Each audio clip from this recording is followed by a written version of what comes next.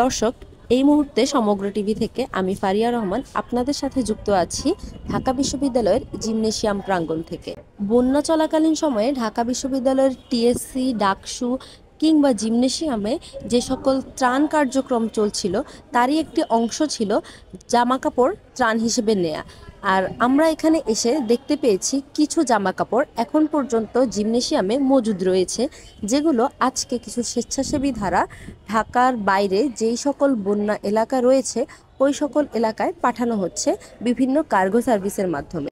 ত্রাণ হিসেবে আসা যে সকল কাপড় এখানে মজুদ ছিল, এখানকার স্বেচ্ছাসেবীরা যথেষ্ট উচ্ছ্বাসের সাথে এবং উৎসাহের সাথে এই তীব্র কাঠফাটা রোদেও কাজ করে যাচ্ছেন, যাতে করে দেশের বন্যা কবলিত এলাকার মানুষদের তারা আরও কিছু সাহায্য করতে পারে। নিজেদের ক্ষুদ্র কিছু প্রচেষ্টার মাধ্যমে স্বেচ্ছাসেবীরা কাজ করে যাচ্ছেন দেশের বন্যা কবলিত এবং অসহায় মানুষদের পাশে দাঁড়ানোর জন্য। দেশের অধিকাংশ অঞ্চলে বন্যা পরিস্থিতি স্বাভাবিক হয়ে যাওয়ার পরেও আসলে ওই সকল এলাকার মানুষ কতটুকু স্বাভাবিক জীবনযাত্রায় ফিরতে পেরেছে, সেই জায়গা থেকে এখানকার স্বেচ্ছাসেবীরা কাজ করে যাচ্ছে সেই সকল মানুষদের জন্য।